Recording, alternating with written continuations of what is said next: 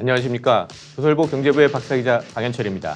지금은 생방송으로 보내드리는 방현철 박사의 월스트리트 시간입니다. 내일 아침 8시 글로벌 경제의 신호등이자 알람시계인 월스트리트의 주요 이슈를 3가지 포인트로 정리합니다. 그리고 차례차례 이슈를 격파해 볼 텐데요. 그럼 8월 5일 목요일 생방송 방현철 박사의 월스트리트를 함께할 분을 소개해 드리겠습니다. 대신증권에서 일하고 계시는 강준호 책임 PB 나오셨습니다. 안녕하세요. 안녕하십니까. 최근 요새 시장 분위기가 좀 어때요? 특히 이제 부자 고객들 많이 만나실 텐데 네네. 부자 고객들 분위기가 좀 어떤가요? 아무래도 이제 저는 이제 국내 고객님들 대상으로 하다 보니까 네. 해외 시장 특히나 미국이 계속 신고가를 달리는데 네. 우리나라는 이제 삼성전자를 중심으로 해서 좀 음. 안 좋은 좀 주춤하는 모습을 보였잖아요. 네. 그런 부분들이 좀 안 좋았었는데 그저께 어저께 이틀간 삼성전자가 좀 올라오면서 8만전자 네, 다시 맞습니다. 됐죠. 예. 시장을 좀 이끌어가는 모습을 보여서 좀 기대감이 좀 높아지고 있는 상황이고 네. 또 하나 좀 투자 기회를 받고 있는 게 이제 그 최근에 중국의 그 규제 이슈 때문에 굉장히 그 항생테크 종목들이 많이 빠졌거든요. 네. 이 부분이 뭐 규제라는 그 안 좋은 영향도 있었지만 좀 수급적으로 마진콜이 나온 부분도 있어가지고 좀 과매도 상태가 된 게 아닌가 싶어가지고 좀 편입하는 움직임 가지고 있었습니다. 아, 그쪽을 또 저가 매수 들어가시는 맞습니다. 분들이 있나 보죠? 네네네. 예, 알겠습니다. 그럼 본격적으로 시작해 보기 전에 밤새 월스트리트에서 어떤 일이 있었는지 알아보도록 하겠습니다. 5일 새벽에 끝난 월가 증시에서 다우지수는 0.9%, S&P 500은 0.5% 하락했습니다. 나스닥은 0.1% 올랐습니다. ADP 연구소가 발표한 민간 고용은 7월에 33만 명 늘어난 것으로 나왔습니다. ISM이 집계한 7월 서비스업 구매 관리자 지수는 64.1로 역대 최고치를 기록했습니다. 자, 오늘의 월스트리트 3가지 포인트로는 첫 번째, 민간 고용 깜짝 둔화. 두 번째, 연준 2인자 2023년 금리 인상 시작. 셋째, 달리오 디지털 금보다 진짜 금. 이렇게 3가지를 꼽았습니다. 이제 이 이슈들 가지고 하나하나 이제 격파를 해보도록 하겠는데요. 첫 번째, 민간 고용 깜짝 둔화입니다.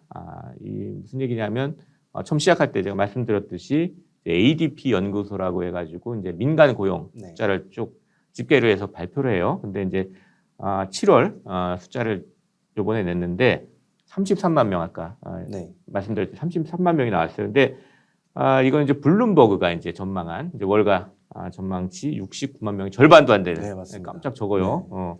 물론 이제 미국의 정식 고용 통계는 6일 날 나오는 거잖아요. 예. 그러니까 그 전에 이 민간 고용만 집계를 해서 민간 연구소에서 발표하는데 그래서 이제 어느 정도 고용 지표를 좀 감안할 수 있는 거긴 한데 생각보다 확 주니까 이거 정식 통계도 좀 안 좋게 나오는 거 아니야? 뭐 이런 분위기가 지금 월가에 좀 퍼진 것 같아요. 예. 이번 주 금요일에 그런 정식 고용 보고서가 이제 나올 텐데 그때 전망치도 78만 명 이제 예상을 하고 있거든요. 이번에 민간 고용이 69만 명 예상해서 33만 명이 나오다 보니까 굉장히 좀 경기 둔화나 아니면 회복에 대해서 좀 지연되는 거 아니냐라는 좀 우려가 있는 것 같고요. 솔직히 어저께 이제 밤 9시 정도에 이 지표가 발표가 됐는데 저는 그때 한일전 보고 있었거든요. 한일전을 야구 보면서 보고 계셨군요. 예. 네, 근데 아시겠지만 그게 8월 초 정도에 이 지표가 나와서 한 차례 놀랐는데 8회 만에 또 3점을 내줘가지고 또 한국이 좀 야구도 실망을 줬네요. 두 번 연속 좀 실망을 받았고 다행인 부분은 이제 그 다음에 이제 나온 ISM 고용 소비자 지수가 높게 나오면서 시장은 좀 완화되는 분위기로 가지 않았나 생각합니다. 고용은 좀 안 좋게 나와가지고 이게 고용이 안 좋은 사실 연준이 좀 이제 자산 매입 축소 테이퍼링을 그 시기를 좀 늦출 수도 있다. 이렇게 해서 좀 증시에 좋은 영향도 있겠지만 고용이 안 좋으면 뭐 경기가 안 좋은 거 아니야? 뭐 이렇게 생각하게 되고 특히 이제 예상보다 절반밖에 안 나왔으니까 이렇게 많이 안 좋으면 물가는 지금 막 오르는데 경기까지 둔화되는 스태그플레이션 오는 거 아니야? 뭐 이런 걱정들이 생기는 거잖아요. 그러니까 시장이 보면은 어떻게든 어떤 현상이 나왔으면 그거에 대한 이유를 찾게 되잖아요. 근데 뭐 아시겠지만 미국이 지금 일 확진자 수가 1만 명, 3만 명대에서 10만 명으로 증가를 했고 그리고 또 하나 어저께 나온 그 언론 보도 중에 하나가 확진자 중에 97%가 델타 변이라고 해요. 그러니까 지금 어떻게 보면 시장은 공유지표가 둔화된 부분을 그런 델타 변이 확산과 일시적인 또 인플레이션이 일시적이라고 했던 것처럼 일시적인 요인으로 좀 돌리지 않았나라고 생각을 합니다. 그리고 또 이런 분위기에서 좀 부정적인 또 주가 전망을 낸 곳이 있어요. CT에서 냈는데 토비아스 레브코비치라고 이제 수석 미국 주식 전략가가 이제 연말 S&P 500 주가를 4,000으로 전망했는데 네. 이거는 이제 지금 4,400이니까 네네. 한 10% 더 떨어진다는 맞습니다. 얘기예요. 네네. 그러면서 이 최근에 이 주식시장에 경험 없는 투자자들이 너무 많아가지고 저기 기술주만 막 사고 맞습니다. 이 기술주만 저기 가격이 너무 높아졌다. 이거 위험하다. 네네. 그래서 이제 뭐 증세 가능성, 비용 상승 압력, 네. 테이퍼링, 그다음 지속되는 인플레이션 뭐 이런 한 4가지 정도 뭐 네네. 이유를 들면서 9월 달에도 증시가 하락할 가능성 뭐 이런 걸 제기하기도 했습니다. 네네. 네.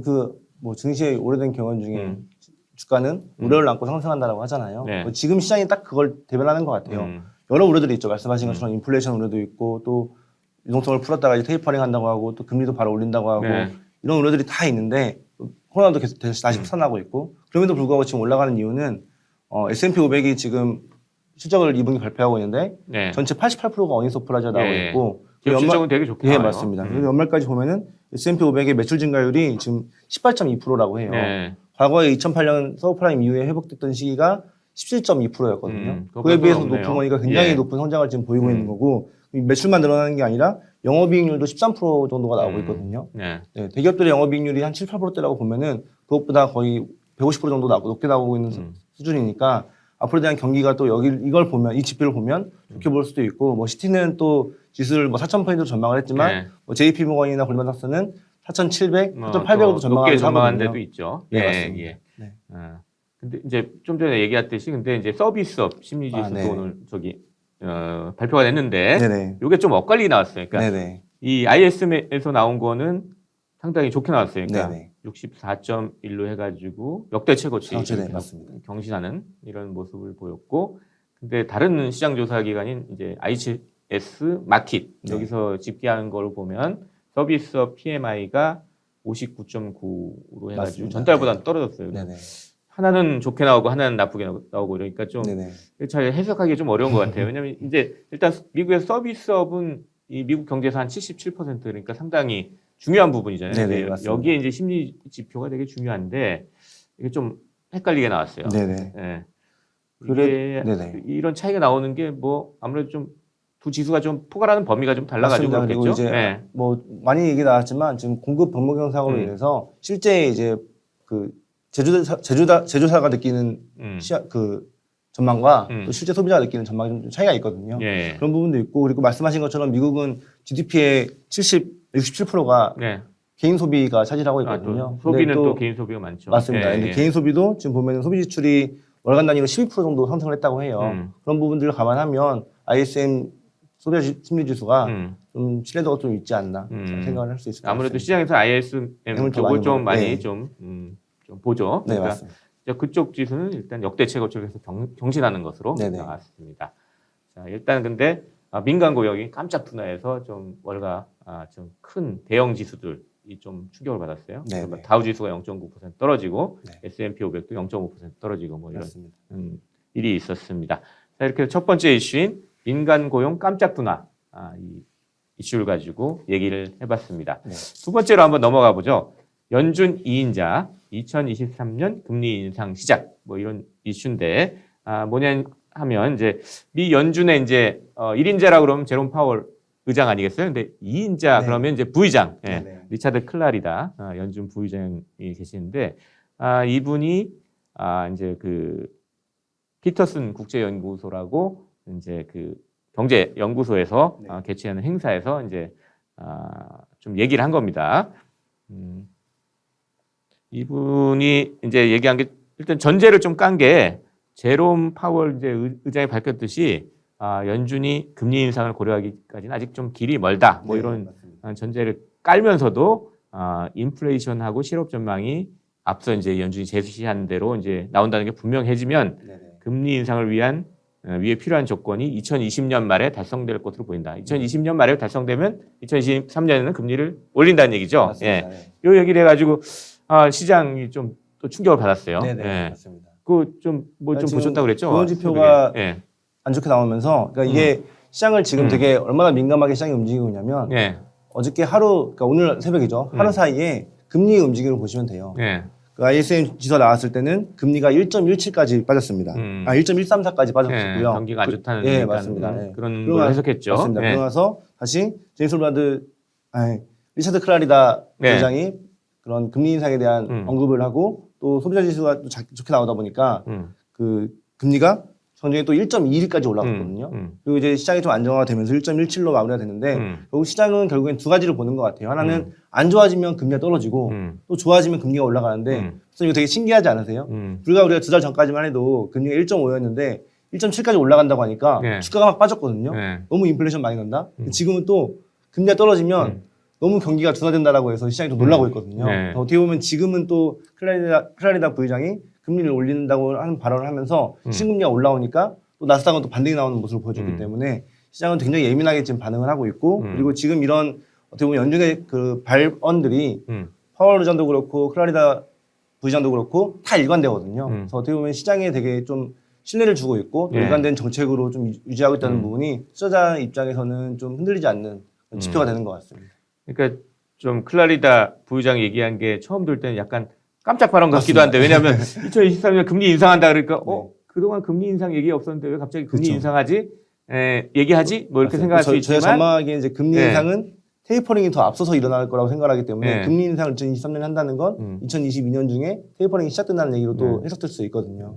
하여튼 곱씹어 보면은 네. 이제 파월 의장이 얘기한 거랑 크게 다르지는 않습니다. 사실. 네, 맞습니다. 파월 의장이 이제 그 6월 FOMC 끝난 다음에 그 점도표에서 신호가 나왔잖아요. 2023년에 2번 금리 인상이 네네. 있을 거다. 이런 네네. 신호가 나왔지만 이제 아직은 좀 멀었다. 네. 이렇게 얘기를 했었는데 클라리다 부의장도 사실은 파월 의장이 얘기했듯이 아직은 좀 멀었다는 네네네. 전제를 하면서도 이 지금 경제가 흘러가는 걸 보면 2023년은 금리로 올 수밖에 없다. 네네. 뭐 이런 얘기를 한 거거든요. 네네, 맞습니다. 근데 딱 앞에 맥락을 다 지우고 딱 요 발언만 보면 2023년에 금리 올린다는 얘기네. 뭐 이렇게 좀 받아들일 수 있는데 맞습니다. 그건 아니고 예. 네. 그 일관된 맞습니다. 얘기다. 일관된, 이렇게 지표가 될것 같고. 이해를 하면 또 되겠습니다. 하나 말씀드리고 싶은 거는 클라리다 부의장의 이제 그 코멘트 중에서 저는 이 부분에 좀 주목을 하고 싶었거든요. 네. 보면은 우리의 그 지식은 불안전하고 시장의 전망도 불확실하다.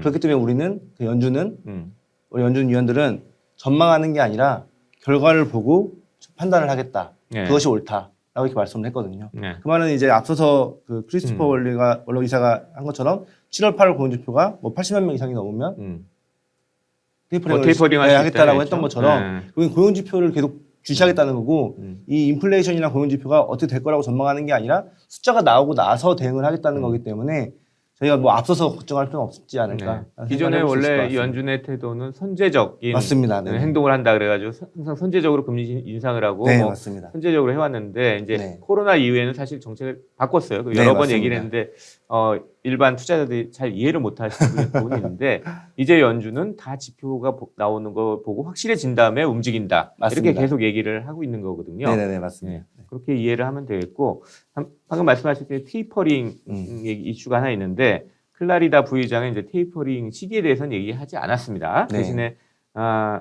어떤 얘기를 했냐면 연준에서 지금 테이퍼링에 대해서 논의를 하고 있다는 건 확실하게 얘기를 했고요. 그 다음에 결정이 내려지기 전에 사전에 많은 정보들을 국민들한테 줄 것이다라고 맞습니다. 또 얘기를 했습니다. 네네. 이런 상황에서 이제 일부 이제 또 매파 성향들, 그러니까 돈줄 제기를 하자. 지금 네네. 하자는 매파 성향인 이 지역 연방은행 총재들 꽤 있잖아요. 네. 이분들 계속 또 이제 지금 당장 돈줄 줘야 된다 이런 얘기 했는데 네. 그분 중에 한 분 이제 또 말씀드리겠습니다. 로버트 카플란이라고 네. 갤러스 연방준비은행 총재 이분이 이제 로이터 통신하고 인터뷰하면서 테이퍼링을 조만간 곧 시작해야 네. 된다. 뭐 이렇게 하면서 맞습니다. 그 기간까지 좀 지시를 했어요. 8개월 맞습니다. 기준으로 해서 줄여야 된다. 그러니까 지금 연준이 1,200억 달러를 매달 이제 네. 사들이고 있는데 800억 달러가 국채고 400억 달러가 이제 부동산 관련 채권이잖아요. 그러니까 8개월 내에 해야 된다는 거는 이 국채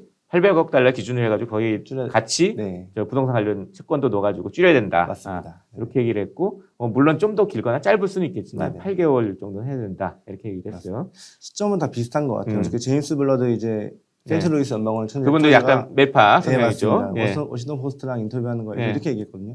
내년 여름께에는 고용시장이 팬데믹 이전으로 돌아올 것이다라고 얘기를 했거든요. 네. 그 시점이 다 비슷하거든요. 지금보다 8개월 후면은 뭐 4월, 6월이고 네. 또 내년 8월, 내년 여름 이렇게 보면은 네. 결국에는 연준이 보는 거는 100%그 지금 고용인 거고 고용 지표가 정상화되는 시점을 예상하는 게 내년 여름쯤으로 예상을 하고 있는 거기 때문에 그 전후로 해서 테이퍼링에 대한 시행이니까 네. 그 앞서서 좀 나오지 않을까 생각할 수 있을 것 같습니다. 재밌는 게 이렇게 테이퍼링을 빨리 시작해야지 금리 인상에 대해서 인내심을 가질 수 있다. 이것이 이게 얘기도 했습니다. 네네. 테이퍼링 미리 하면 금리를 좀 늦게 올려도 된다. 뭐 이런 뜻으로 좀 해석이 되는 것 같아요. 네네. 예. 자, 이렇게 해가지고 연준 내에서 여러 가지 논의들에 대해서 얘기를 해봤습니다.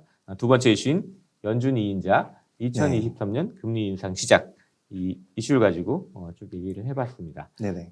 세 번째 이슈를 한번 넘어가 보도록 하겠습니다. 세 번째는 이제 달리오 디지털 금보다 진짜 금 이건데 네. 달리오는 이제 일단 세계 최대 헤지 펀드인 그 브리지워터, 네, 브리지워터를 창업하신 분이고 이제 CEO 하다가 이제 회장으로 이제 지금 회장을 맡고 계신 분인데 네. 이분이 상당히 좀 여러 가지 이제 경제사에 대해서 말씀을 좀 많이 하시잖아요. 네, 근데 이번에는 맞습니다. 이제 CNBC랑 인터뷰하면서 했는데 되게 재밌는 표현이에요. 누군가 머리에 총을 대고 둘 중에 하나만 골라라. 비트코인이냐 금이냐. 그러면 자기는 금을 고르겠다 이렇게 얘기했어요. 네. 근데 이게 왜 화제가 되냐면 사실 5월 달에 네네. 이 레이 달리오 이분이 컨퍼런스에서 나와서 얘기하면서 비트코인을 보유하고 있다. 네, 그래가지고 맞습니다. 비트코인 저기 투자자들이 환호를 했죠. 엄청나게 환호했죠. 야, 투자의 이렇게 대부가. 유명한 투자자도 비트코인을 산다. 맞습니다. 네네네. 우리도 사야 된다. 뭐 이렇게 네네. 투자를 했었는데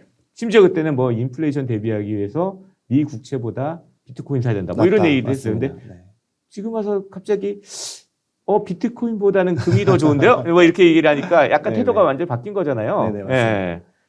근데 이제 태도가 바뀌었다고 해석할 수도 있지만 네. 레이달리오 입장에서는 이제 레이달리오의 투자 원칙을 먼저 봐야 되는데 네. 레이달리오는 철저하게 분산 투자를 통해서 시장의 그 변동성을 이기는 네. 투자하는 걸 원칙을 하고요. 그래서 네. 가장 대표적인 이제 레이달리오의 그 포트폴리오가 올 웨더 포트폴리오라고 해서 이 올 웨더가 이제 어떤 계절 올 웨더. 올 웨더. 네, 어떤 사계절, 계절이든. 예. 이 경제도 보면은 사이클을 얘기하잖아요. 네. 그래서 레이달리오도 사이클에 집중을 해서 투자를 하고 저도 그 처음에 이 조선일보 많이 투자할 때 네. 제가 제일 좋아하는 게 이제 사이클 투자고 네. 그래서 저는 되게 레이달리오를 되게 존경하거든요. 네. 그래서 저도 솔직히 좀 놀라긴 했습니다. 비트코인을 얘기했을 때. 근데 그 시점을 보면은 비트코인이 가장 좀 올라가던 시점이었고 네. 그리고 어떻게 보면은 이제 레이달리오에 투자를 할 때 가장 고려하는 부분이 상관계수라는 겁니다. 그러니까 어떤 자산들이 얼마나 연관이 되어 있느냐. 서로 상관이 얼마나 돼 있냐? 예. 근데 이제 보시면 올해도 포트폴리오의 기준은 주식을 30% 편입을 하고 네. 40%는 장기 채권 그리고 15%는 중단기 채권 그리고 15%가 원자재인데 그중에 7.5%가 금, 7.5%가 이제 원자재입니다. 보면은 이 모든 자산들이 다 전통 자산들로 하는 거거든요. 근데 아시겠지만 2008년 서브프라임 위기 이후부터 해서 2012년 또 지금 코로나 위기까지 위기가 올 때마다 자산들이 과거에는 그 디커플링 되고 서로 해지가 가능했었는데 지금 동조화돼서 오를 때 같이 오르고 빠질 때 같이 빠지고 있거든요. 그러다 보니까 레이달리오 입장에서는 이런 상관계수가 발생을 해야 벌어져 있어야 투자 수익을 잘 낼 수가 있는데 그게 안 되고 있고 그런 관점에서 보면은 이 비트코인이라는 부분은 약간은 떨어져 있는 별도의 자산이거든요. 그래서 그러다 보니까 아마 포트폴리오 관점에서 비트코인을 좀 편입하지 않았을까. 근데 사실 이번에 CNBC에서 고백을 했어요. 사실 비트코인 아주 조금 갖고 있다. 맞습니다. 큰 돈 아니다 이렇게 고백을 했어요. 그러니까 맞습니다. 저희도 그 자산가분들이 많이 비트코인에 대해서 문의를 주셔가지고 공부를 되게 많이 했었고 저희는 이제 그 비트코인을 뭐 투자하자는 관점보다는 레이달리오처럼 포트폴리오 관점에서 편입을 해보면 얼마 분산 투자의 관점에서 조금은 좀 갖고 있어봐야 되겠다. 뭐 그런 관점에서 좀 상담을 많이 하셨다 이런 얘기네요. 그래서 저희도 스터디를 많이 했었는데 그 보고서 하나가 나왔었는데 금을 편입하는-거나 아니면 국채를 편입하는 것보다 이 비트코인을 전체 자산에서 1.8%를 편입하면 포트폴리오 분산 효과가 발생한다라고 하더라고요. 아, 그래요? 1.8%만? 어떻게 보면 효율적인 거죠.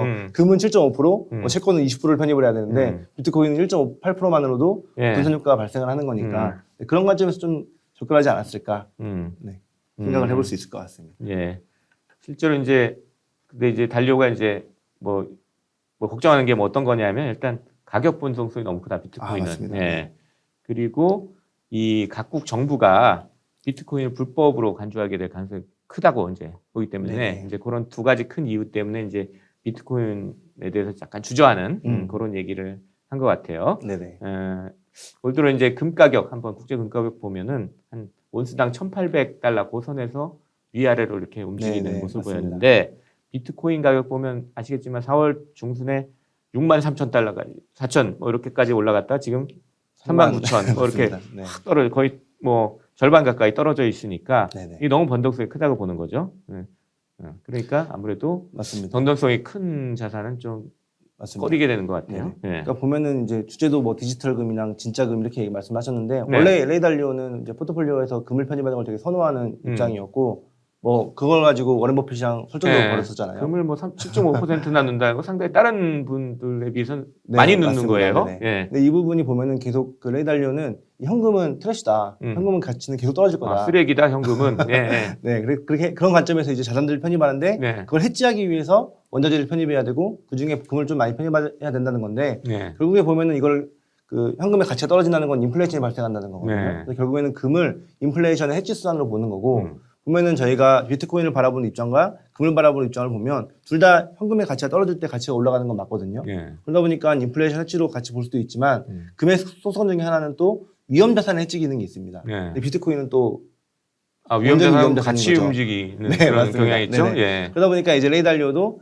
인플레이션과 또 만약에 지금 상황에서 인플레이션이 발생하고 금리가 올라가 버리면 위험 자산들의 가치가 떨어질 거기 때문에 네. 그거에 대한 분산으로 금을 계속 좀 좋게 봐야 된다라는 관점인 것 같고 보면은 이제 코로나 위기가 많이 터졌을 때 2020년 8월을 아마 네. 금이 고점을 찍은 그 시기인데 네. 2,000불이 넘었었거든요. 2,060불인가까지 갔었고 그리고 과거에 2012년 금융위기 그 서브프라임 유럽 재정위기 터질 때 그때가 1,800불이었습니다. 그러니까 지금 수준이 1,800불이니까 네. 지금 어떻게 보면 그냥 인플레이션이 있고 한 200불 정도는 그 위험 자산에 대한 프리미엄이었다고 생각을 하거든요. 네. 네, 지금은 위험 자산 뭐 아시겠지만 뭐, 빅스 지수가 하단까지 내려와 있잖아요. 주가가 다 많이 올라가 있고 네, 맞습니다. 그러니까. 그래서 예. 그 인플레이션을 해지하는 차원에서는 금을 편입하는 부분은 되게 저도 논리적이고 설득력이 있다고 생각을 하는데 예. 이거를 막 비중을 많이 싣거나 뭐 온전히 투자 대상으로 보시기보다는 그런 좀 포트폴리오 차원에서 예. 편입을 하시고 일정 수준을 정하는 게 좋을 것 같아요. 금이 그 해지할 수 있는 가격을 뭐 1,800불, 1,750불, 1,700불 이렇게 예. 개인적으로 정하셔서 그 시점마다 조금씩 분산해서 투자하시는 게 현명한 투자가 되지 않을까. 달리오처럼 생각을 해볼 수 있을 것 이제 같습니다. 금을 어떤 자산 배분의 수단 네, 하나로 보고 네네. 그 비중이 이제 개인 성향에 따라서 좀 달라지겠죠. 맞습니다. 달리오는 상당히 많이 네네. 포함시키는 한 7.5%까지 포함시키는 그 성향이지만 네. 본인에 따라서 포트폴리오에 맞습니다. 따라서 좀 금도 담아가는 게 좋겠다. 네네. 뭐 이런 말씀이신 인플레이션이 것 같습니다. 발생한다는 건 뭐 예. 기정사실이니까요. 그거에 예. 대한 대비는 계속 해야 된다고 생각을 하고. 예. 네. 자, 이렇게 해가지고 세 번째 이슈인 달리오 디지털 금보다는 진짜 금 뭐 이슈를 가지고 금 투자에 대해서 네. 금 투자까지 좀 알아봤습니다. 자, 이제 월스트리트의 세 가지 포인트를 한 줄 평으로 요약해 보도록 하겠습니다. 첫 번째, 미국의 민간 고용이 늘어나는 속도가 갑자기 줄어드는 것으로 나와서 월가가 긴장했습니다. 일자리 증가가 더디면 미 연준이 돈줄 제기에 나설 시기가 늦춰질 수 있습니다. 하지만 경기 둔화 우려는 커지게 됩니다. 7월 고용 지표를 주목해야 할 이유가 하나 더 생겼습니다. 두 번째, 미 연준의 2인자가 2023년 금리 인상 가능성을 다시 확인했습니다. 너무 먼 얘기 같지만 시간은 흐르게 됩니다. 금리 인상에 대비할 투자 방안에 대해서 미리 생각해 둬야 하겠습니다. 세 번째, 유명 투자자인 레이 달리오가 디지털 금이라고 불리는 비트코인에서 한 발 빼는 모양새입니다. 하지만 달리오는 앞서서 비트코인 지지자로 알려져 있었습니다. 투자 세계에서 영원한 것은 없다는 사실을 기억해 두시기 바랍니다. 자, 이렇게 해가지고 오늘 박현철 박사의 월스트리트 거의 마칠 시간이 다 됐는데요. 네. 오늘 함께 해주셨는데 네. 좀 어떠셨는지 우리 구독자 여러분께 마지막 마무리 인사 부탁드리겠습니다. 제가 처음 출연했을 때는 이제 워렌 버핏 얘기를 했었고 오늘은 네. 또 꼽아주신 이슈가 레이 달리오가 나와서 네, 달리오 너무 좋아하신다고. 네, 기뻤었고 네. 근데 말씀드리면 레이 달리오의 가장 유명한 책이 프린시플 원칙이거든요. 네. 보면은 지금 시장에 너무 소음이 많은 것 같아요. 근데 결국 자기의 투자 원칙이 있으시면 그걸 흔들리지 않고 방향만 보고 투자하시면 되니까 지금은 실적이라는 방향이 워낙 명확한 시기라서 그 부분에 초점 두시고 투자하시면 좋을 것 같습니다. 네, 감사합니다. 8월 5일 목요일 생방송 박현철 박사의 월스트리트 벌써 라이브를 마칠 시간입니다. 함께 해주신 여러분께 감사드립니다. 도움이 되셨다면 채널 구독 버튼 꼭 반드시 눌러주시기 바랍니다. 내일도 저는 아침 8시 월스트리트를 세 가지 포인트로 진단하고 이슈를 격파하는 박현철 박사의 월스트리트로 돌아오겠습니다. 지금까지 함께해 주신 대신증권의 강준호 책임 PB, 그리고 저는 조선일보 경제부의 박사기자 강현철이었습니다. 감사합니다.